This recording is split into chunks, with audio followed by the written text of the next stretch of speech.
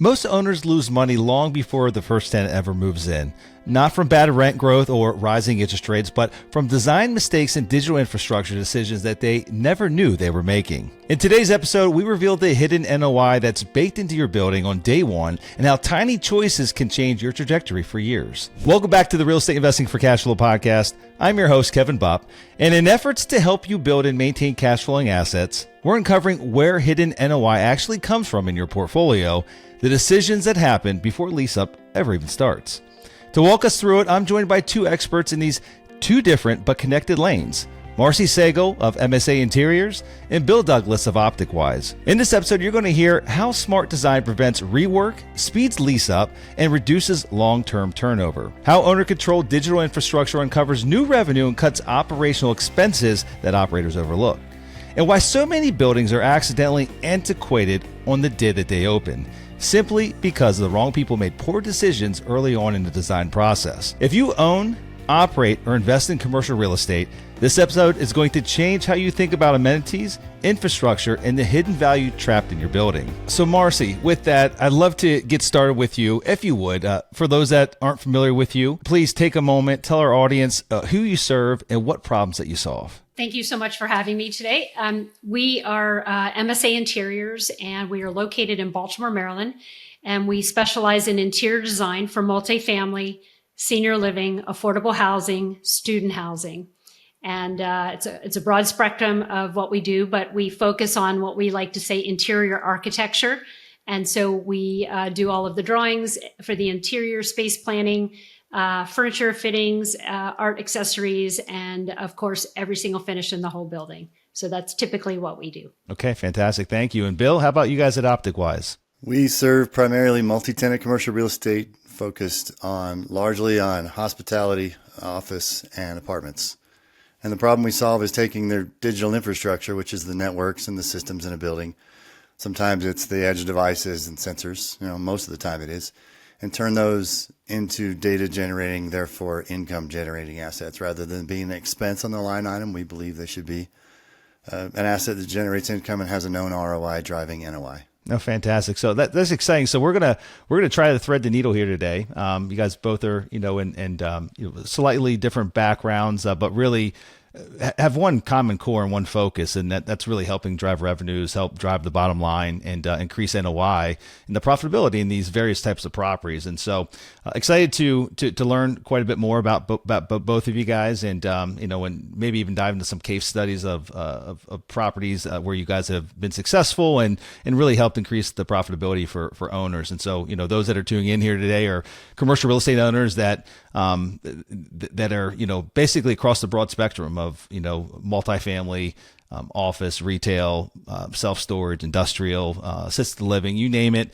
Those folks are tuning in. And so I think this is going to be a very relevant conversation, and really excited to unpack some of the gold nuggets that we have here today. So with that, I'd say, Marcy, let's start off with you. And maybe the first question I'd pose to you is, what are, speaking about the design side of things, what are some of the design decisions today that actually move the needle on NOI? NOI can be, framed as, lease up speed, turnover reduction. There's a litany of things that go underneath that umbrella, but what are some of the major design decisions that really help move that needle?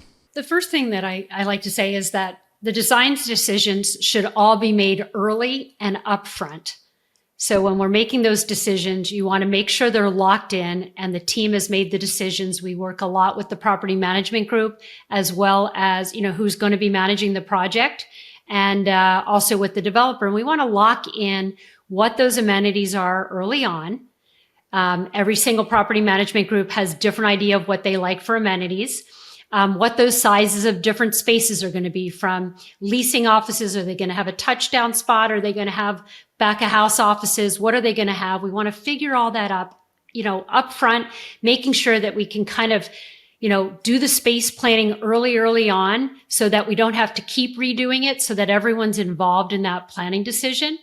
And so when we're making the decisions, those kinds of things happen early. And then we kind of carve out some of the other things for the return on investment, so to speak. So we want to figure out early on, is it a long-term hold? And if it's a long-term hold, that makes a difference for the kind of decisions that we're making in terms of products, materials, And also just even how we're carving out the space planning. Because as you know, I'll use this for an example, packaging, mail systems, it's changed dramatically over the years, okay? So now everyone's getting packages, large size packages at home, from bicycles to TVs, delivered right to their apartment. So 10 years ago, we didn't have that amount of packages coming. And in 10 more years from now, it's going to be changed from where it is. So we want to make sure that whatever we're designing, it's going to be adaptable and that we put it in an area that makes it accessible. So for instance, we want to look at where are the trucks going to pull in? What's the path from the front door to the package room to the, to the mail area? What makes it easier for residents to come and get it? So if there's multiple buildings, everyone doesn't really want to come to just one space in the front of the building. So we may have to divide it up, and we look at all of these things, and those help us make some decisions early on.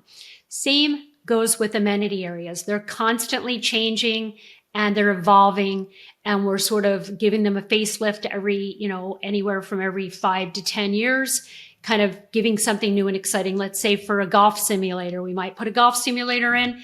We might have bike vending, machines, where we put different pieces for a bike, tubes, pumps, little pins, whatever it is.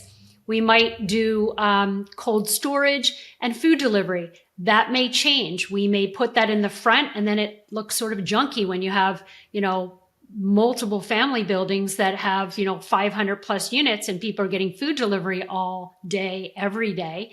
We want to make sure that we're being thoughtful to think about all of these different places that things are going to land and how we're going to evolve with those over the course of a long-term hold. So those all are impactful for the return on investment, especially for a longer-term hold.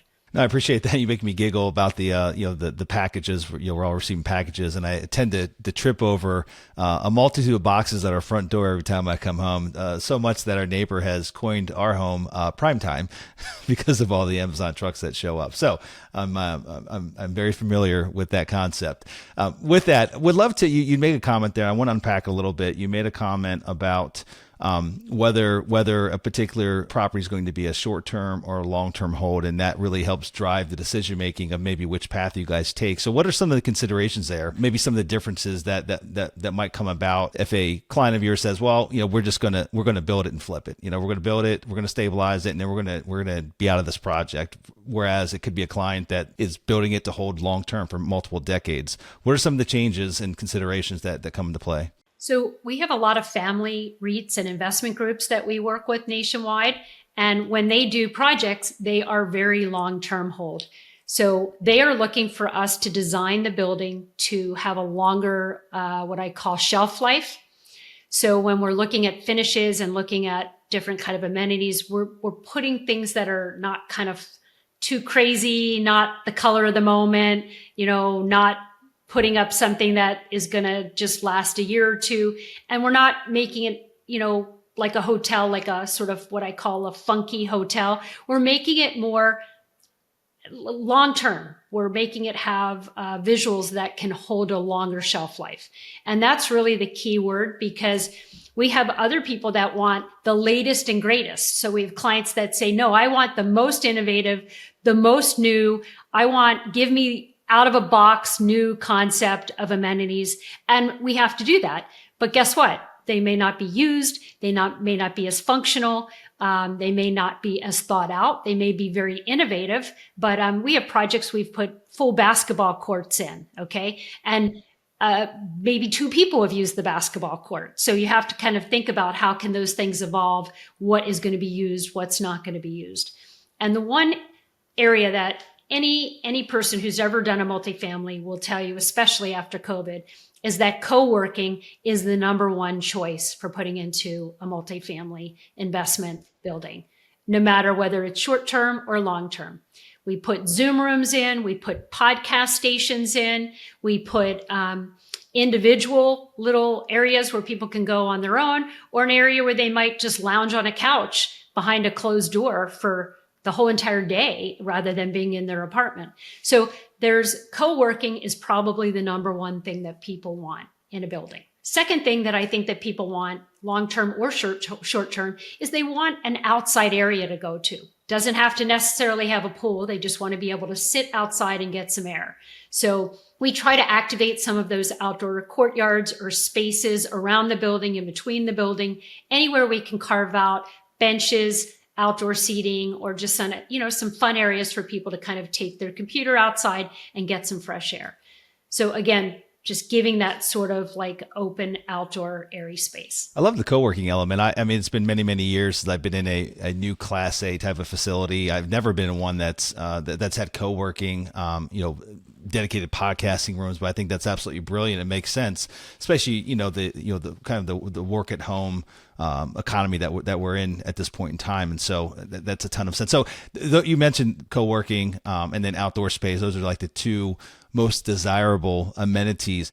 What are some of the amenities that you see that still get implemented or are implemented today that really aren't desirable? Like I know that some of this has to be done for marketing purposes. You got to put the fancy gym in, you got to put the fancy clubhouse and the pool and a litany of other things I'm probably not thinking of. And a lot of it's just more to, present a pretty website, pretty marketing package, but maybe the majority of the residents will never even step foot in the gym or the recreational facilities that are there or the clubhouse.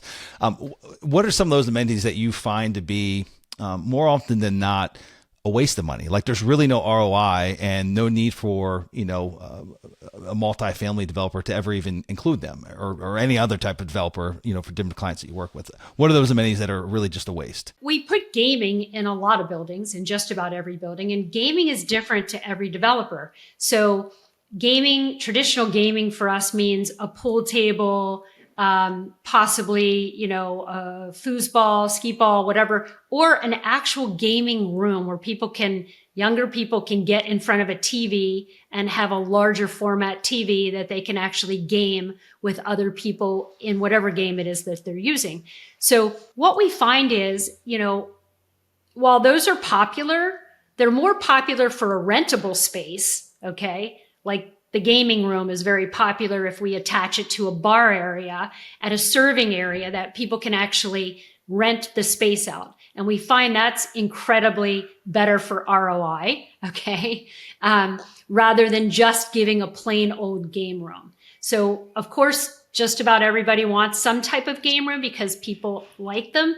But again, you want rentable space areas, spaces where people can host showers, engagement parties, functions that can be separated from the rest of the building. So we find those have more value when we have them, closed off and more rentable. I suppose that if you have a ground up build and you're working with a client from the beginning of the project, right? Like you can design this out. You can make it exactly how they want it.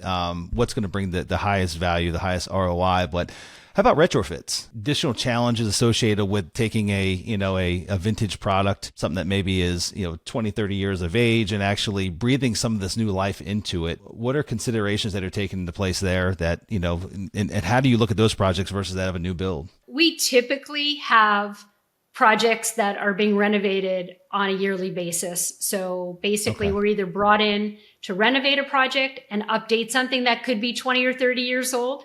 And we are looking at not only electronics, which is probably the biggest thing that needs to be uplifted after 20 or 30 years, but how are those electronics, and I'm sure Bill will come into this, how do those electronics play into the rest of the amenity spaces? Everything from lighting to speakers to drapery, even electronically moving in our amenity areas.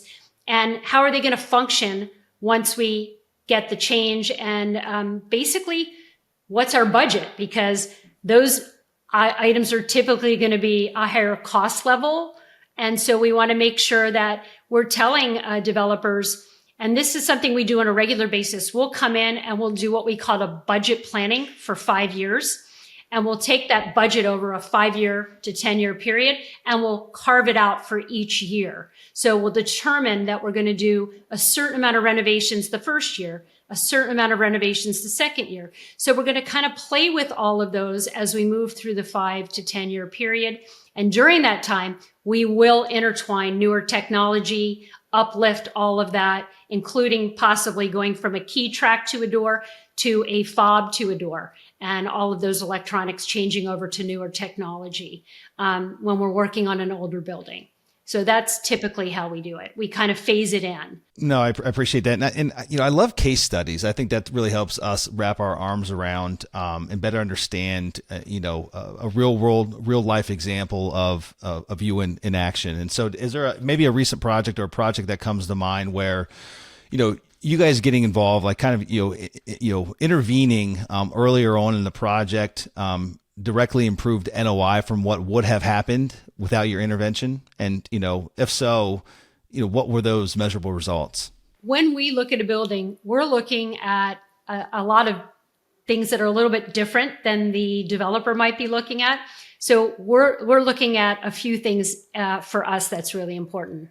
One, hitting our budget. Two, making sure that there are no changes once construction starts, if that's at all possible, because that's when you get into very large dollar changes, and we don't really want to see that. And if you're doing good documentation from the beginning, you don't have that, as long as there's a lot of, weekly meetings, biweekly meetings, so that we're coordinating with all the teams and making sure that everybody is on the same page, that we know exactly what's happening in a space.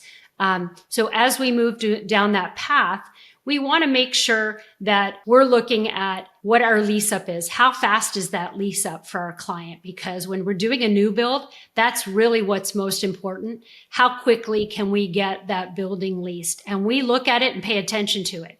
And not only do we do that, we come back in 3 months, 6 months, a year, and we look at talking to the property manager on site.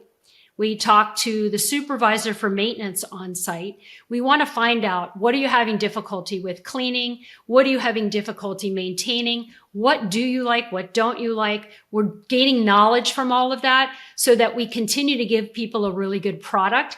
And to us, that's really where our ROI is, because we're looking at the lease up, the cleanability, the wearability, and all of those items are really important from a design standpoint to get the best ROI for ourselves. Okay. No, fantastic. Marcy, great insights. Appreciate you sharing that. And we'd love to maybe switch gears a little bit and kick it over to you, Bill, and let's maybe dive into the digital side of things. And so maybe talk to us a little bit more. You gave us that brief introduction of who you are, who you serve, but where does the digital equation come into play here? There's a lot of overlap with what Marcy just said. So when you're building out those amenity spaces, think about digital being all the way through to the tenants, not just operational.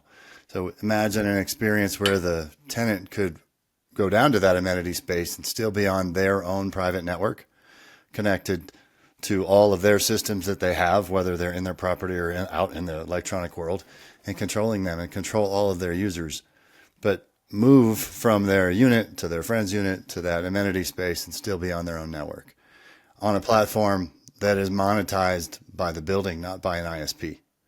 So that generates a lot of revenue at very high margins. But then converging the operating systems, all of the operating systems that Marcy mentioned are part of it. You talk about those systems all have a digital tail. So how are they connected, and where's the data that they're generating going? Are you able to track how those amenity spaces are being used?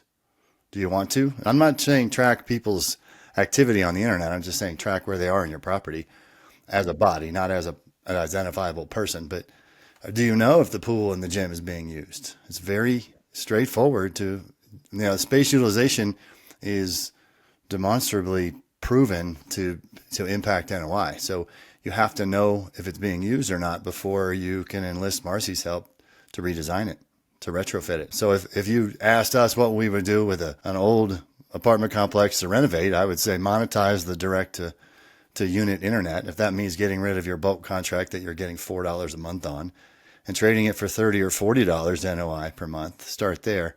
But build all of the digital infrastructure, meaning the networks in your building, consolidate them and build them on a platform that you, the property owner, own. And then therefore you can reduce your operating expense, you can reduce your CapEx. So Marcy mentioned, and we didn't, for all the listeners, we didn't orchestrate this, but she mentioned switching to fob locks. Smart locks are now your phone instead of just a fob, but it takes sensors. It takes a whole nother system.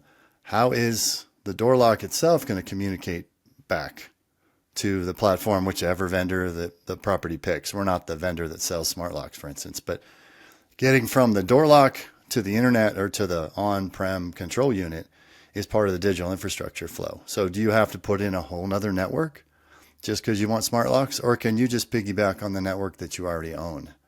We believe it should be the latter. You should not have to. You should be able to retrofit any aged apartment building with smart locks and not have to pay for another network, only pay for the devices that you're using on the doors themselves. I think there's quite a bit to unpack there, probably more than I know to ask of. And so maybe, I'm going to try to have you break this down into layman's terms for me, and then hopefully, everyone else already understands it, but just so that I fully can comprehend the various value propositions you can bring to the table. And so let's use the example of a multifamily property, maybe an existing, 20-year vintage multifamily property. Maybe break down some of what are the top, 3, 4, 5 hidden asset value opportunities that exist in that 20-year-old multifamily property? Like, where can you guys and each one individually break down, like if you were looking at this client brings this property, I've got this 280 space community, please help me uncover some hidden revenue opportunities that I don't know exist. What are they,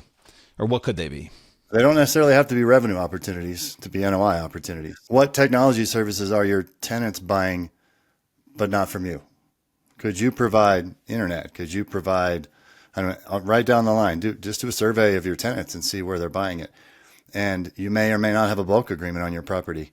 You may be getting some shared revenue from an ISP. You may not. I'm going to pick on them because that is revenue. That is revenue that we strongly believe that the apartment complex should own. It's your tenant. Why aren't you deriving that revenue? But I believe strongly it goes to the user experience of your tenant in the property. When they sign their lease, their internet should work. And it should work from anywhere without having to buy a device and without having to wait for the cable guy. All right. And then if you look at from operating perspective, how many systems do you have and how many networks are there in the property? Do you know where they are? Do you know who owns them? And do you know where the data is going that each of these systems is generating? So that's a very long question. It's a tedious process to do a digital audit.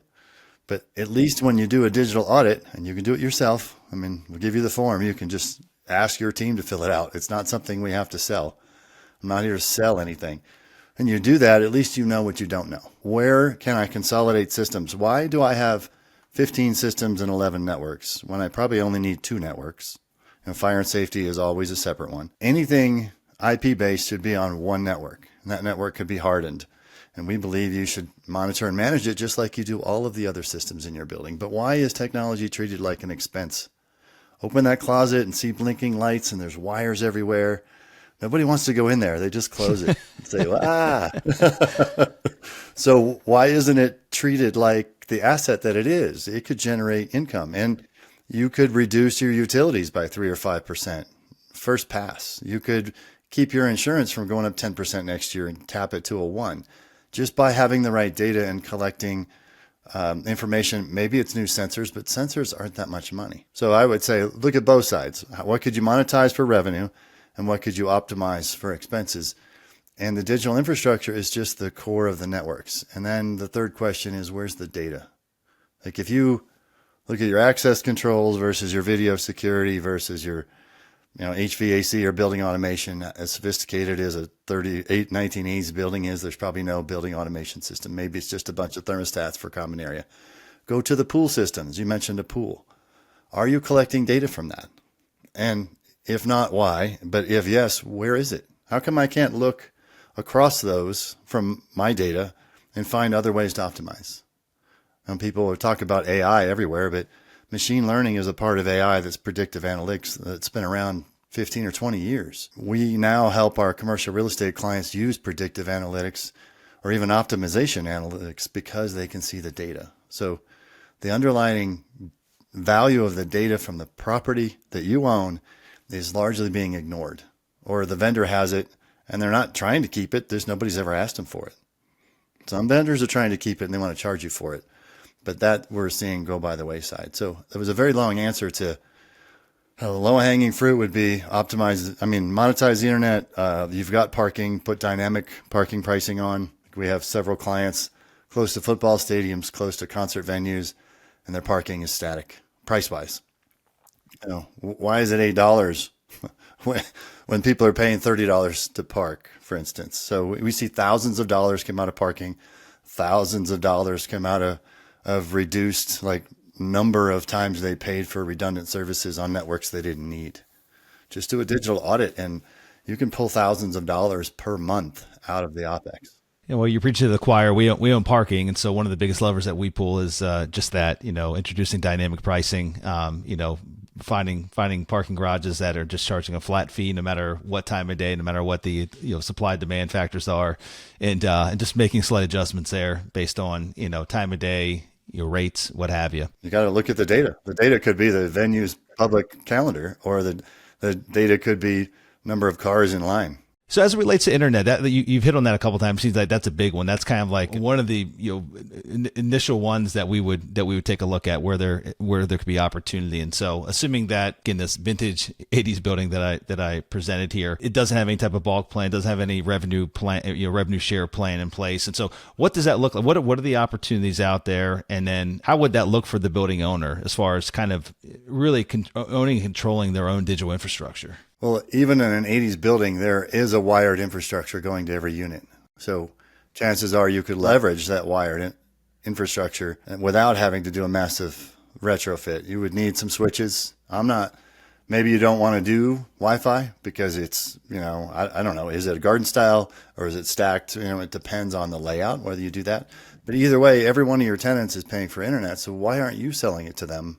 Why aren't you selling them better, private, secure internet that's redundant versus letting them have to fight for it and wait for it from a utility and experience it with no or little customer support? Up the experience, market it under your brand, and have it supported 24/7 by English-speaking customer support agents. That you could make minimum $25 a month NOI for a wired connection. Minimum. That's bare minimum. That's in a Class B market. We have clients earning $80 or $90 a month NOI in higher end markets with full Wi-Fi and integrated technology services package that they add other things onto, and the tenants gladly pay because it's less expensive. Or they're working from home. We talked about working from home. What if you could work through the firewall on site and be connected to your employer's VPN without having to slow down, and having the ability to do that from the pool or to do that from the sitting space Marcy mentioned, right? They want to take their computer and go get air. What if they could do that and still be on their employer's network? Imagine how much that lands with a more tech-averse audience willing to pay more. You have a better offering, so that you're not just renting space. You're providing an experience for the tenants, the residents, and the same thing goes for office. The same thing goes for the mixed use on the first floor of all these facilities. What if the apartment dweller could go down to the coffee shop and still be on their own network, or go to the golf simulator and still be on their own private network? I'm in 505. I go to visit Marcy in 101. I'm still on my network, even though I'm standing in her apartment. It's not that difficult. These technologies work in other industries. I, as a leader, this is my 7th company. I tend to take solutions that work in other industries and bring into lagging ones. And that's what we've done here over the past decade. I've been driving this bus for 10 years at OpticWise, and that's what we continue to do. By listening to our customers' problems, we just find the solution. They tell us what they want. And lately, they've been telling us they want business intelligence. They want to know more about what's going to happen. Maybe it's asset management from a CapEx perspective, large equipment. Maybe it's predictive with not necessarily rents. That's pretty much covered by a whole other industry, but predictive when it comes to expenses. What should I expect? If I look back from my 5 years of operating history, I know I'm going to see this many failures of this many things at this time of year. It's very straightforward. It's too much for a human to do, but it's not too much for a machine to do, especially programmed on good data. So think about the value of the data from all your properties. Is there a particular asset class that you guys have spent more time than others in as of your recent years? You find is it mostly multifamily? Is it retail? Is it office? Or is it a proportionate share of all? We've seen a lot of change in mixed use because both office and apartments have those on the first floor. Nobody wants to be on the first floor anymore. Offices are going through a whirlwind change. They were 10 cents on a dollar 2 years ago. And now that they're being acquired again, we're seeing a lot of the footprint from tenants. So the same 300,000 foot building, instead of having 15 tenants, now has 24. The employers, which are the tenants, right, in a commercial office building, have a hybrid solution now for their employees. So they don't have to come in all 5 days, but they do have to come in. So their footprint is shrinking. So they're changing massively. So they're being forced to do renovations, and they're all doing technology uplifts.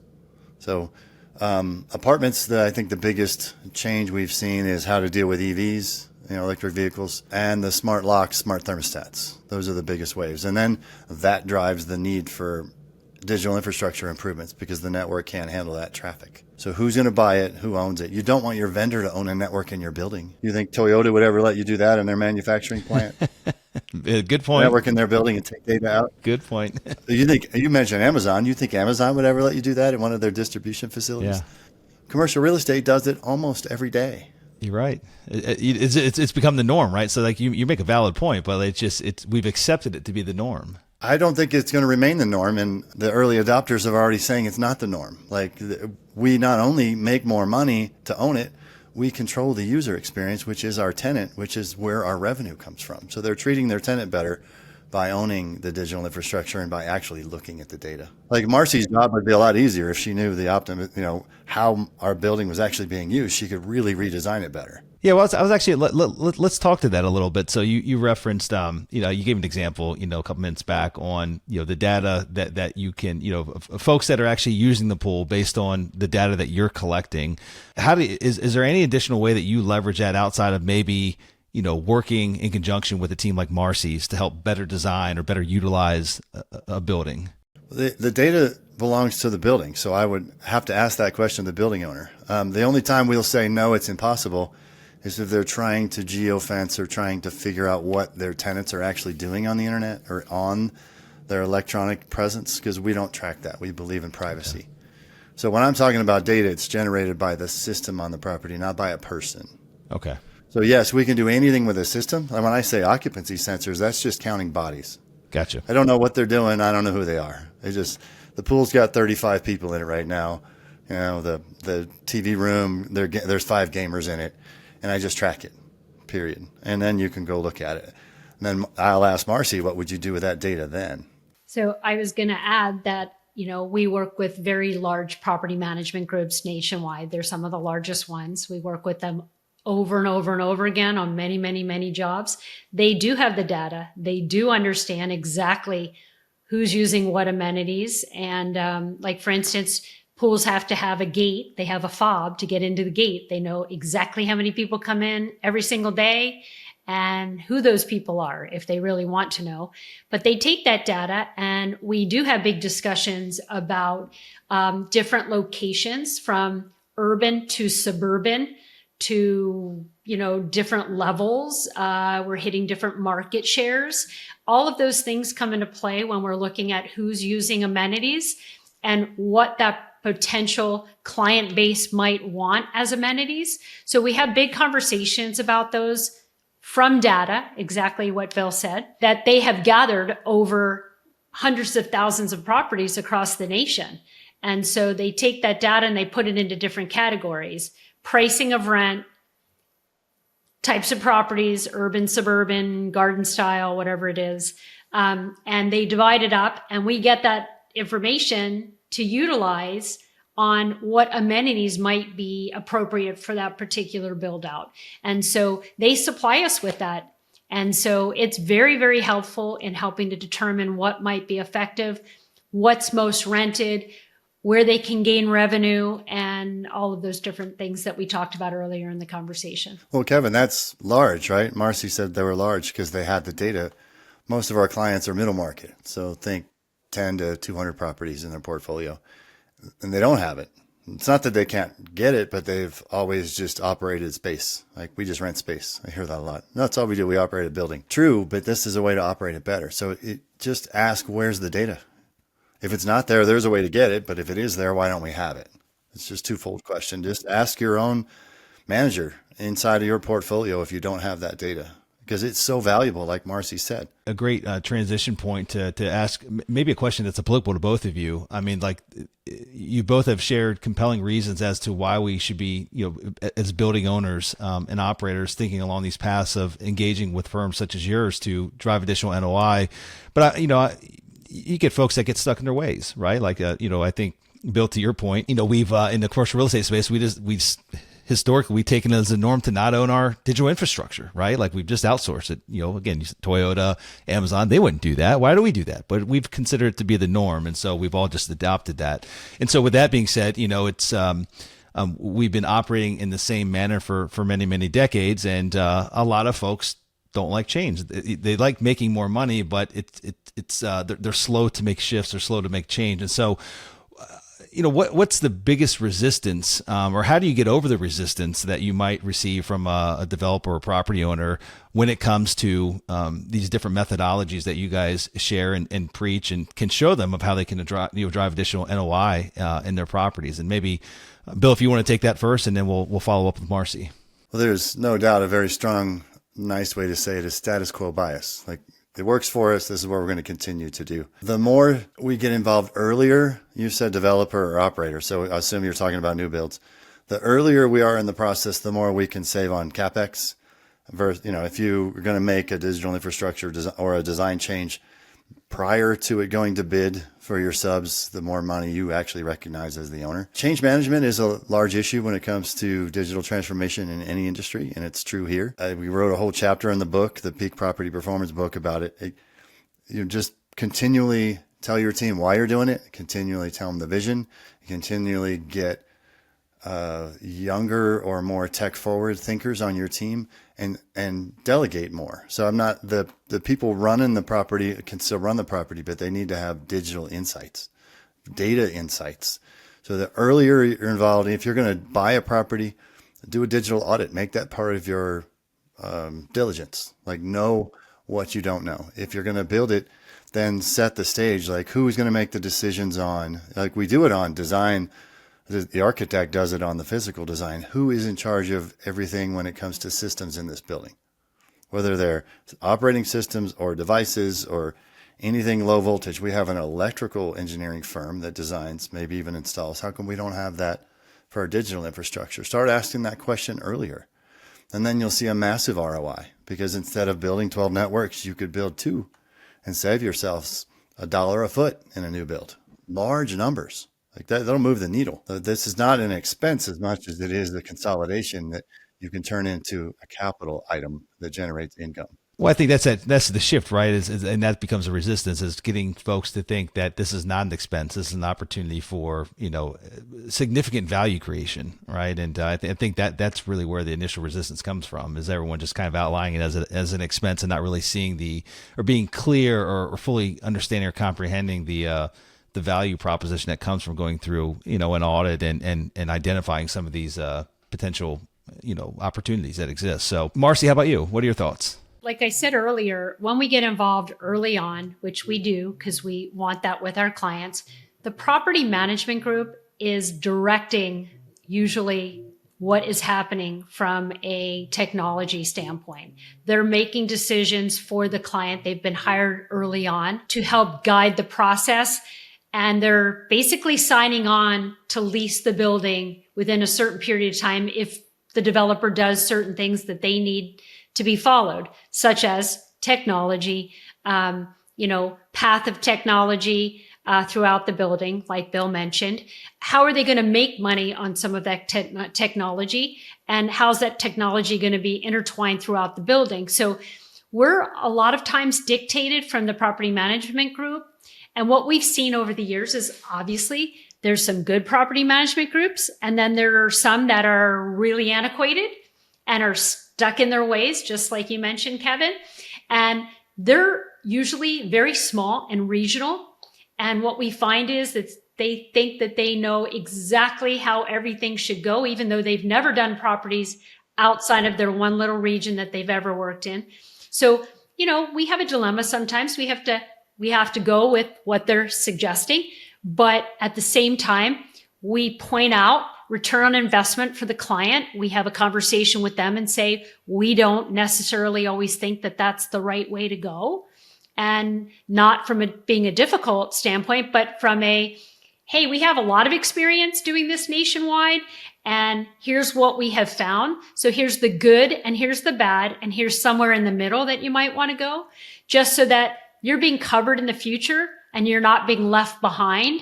And so if you're starting with a brand new building and you're already antiquated, which is what we have found with some of these smaller property management groups that don't have that national experience that we're looking at on other properties, you could be designing something that's antiquated right out of the gate. So we like to kind of look at that and make some suggestions. And then ultimately, it's up to the developer if they want to invest in that. And ultimately, if they just want to listen to the property manager. And what we like to tell them is, make sure that you are moving towards the future. You're not just designing for just now. You have to design for what's coming later, because again, you don't want to make these infrastructure changes down the road if you don't have to. You want to do them up front, where you're going to, like Bill said, you're going to intertwine that cost into the value of the building, and overall, in a larger time period, save the client money over time and investment. So that's really what we're looking at. I'm assuming it's got to be a little easier to state your case directly to a client. So if the existing property, you're not being directed by a property management company, you can state, kind of the benefits you can bring to the equation directly to the owner of the multifamily property versus that of the property management company. Is that typically the case, or are you almost entirely working with a property management company and not necessarily the client directly? The more we deal with the owner, of course, we love dealing with property managers, but their vision is on that property. The more we talk to the owner, the more they're seeing not just the P&L implications and the balance sheet implications, but the vision for the property. They have the vision. They could change the property manager. And Marcy said, it's a brand new building, but it's already antiquated because somebody missed that. Like somebody in the process missed that, or it was a vendor that was favored for multiple reasons. I can go down. That could be a whole nother show. But that is the whole challenge, is what is the best for the owner, and the property manager has that joint interest as well.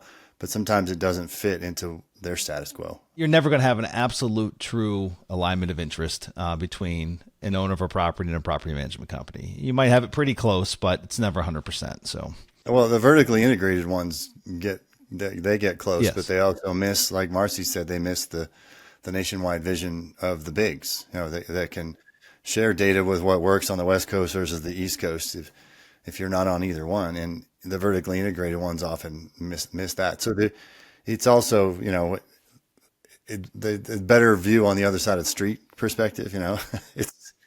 I'm not advocating one versus the other. I'm saying there's always something better by what you don't have, it seems like. I definitely agree with that. We have to work, as Bill does, in all different situations, directly with the developer, directly with the property manager, as a team.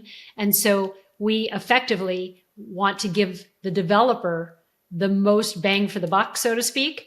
And what we do is, if we don't necessarily agree with the direction that we're given, we may, like I said, put out a whole market of why those cost might be more effective over a longer period of time.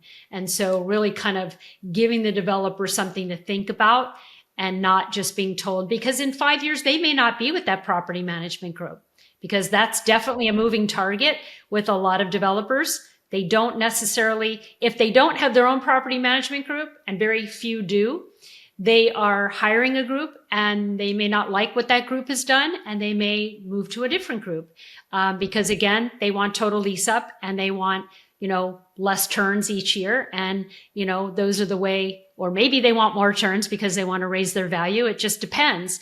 We come in and we shift what the apartment unit looks like to gain more dollars. So it just depends. But it's a moving target, is what I like to say. Marcy, you mentioned that often the property management groups are in charge of the technology decisions and new developments.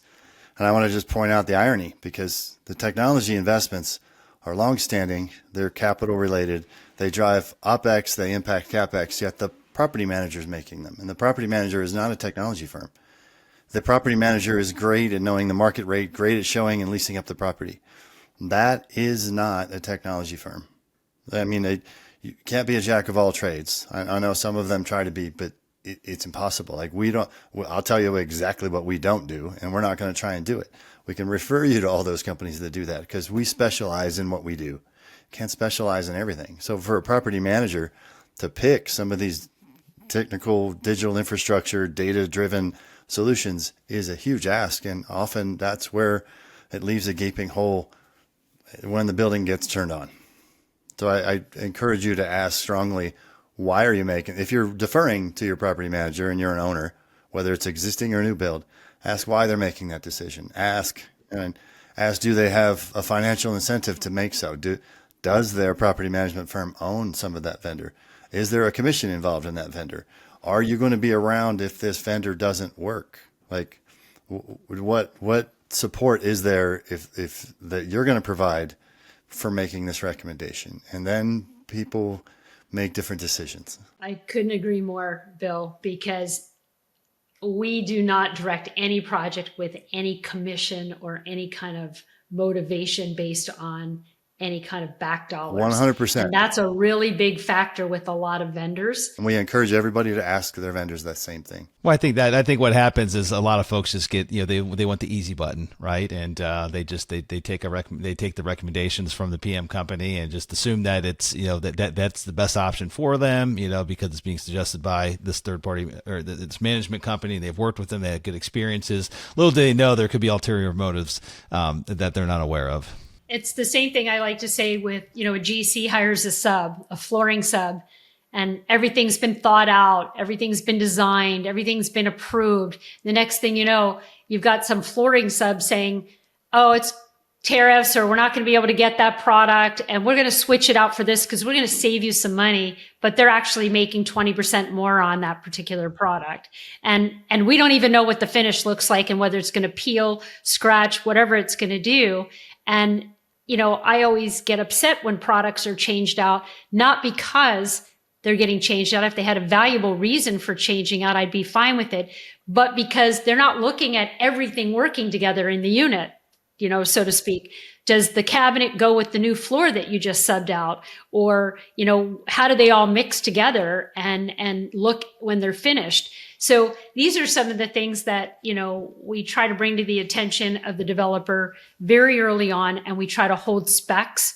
And it's the same thing when a property management group, and I love property management groups, they're very effective and they do great jobs, but they, like anybody else, may have an ulterior motive as to why they're choosing something.